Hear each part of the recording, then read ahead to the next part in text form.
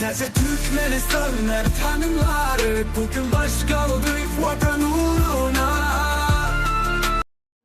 Et kımmat, eti bilem yok. Zato sünki bilyer. Sünk satılya, kelesi 10 manattan son yanlara. Sünk alyak, noyvat yer. Kağıdat yer, içine balyan nahar oluyor.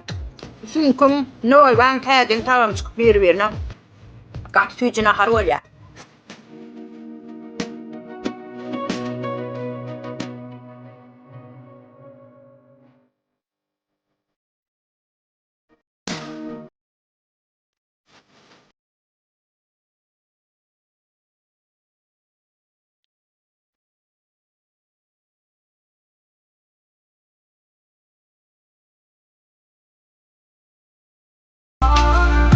Diğer bugün düşman başın ezmeli.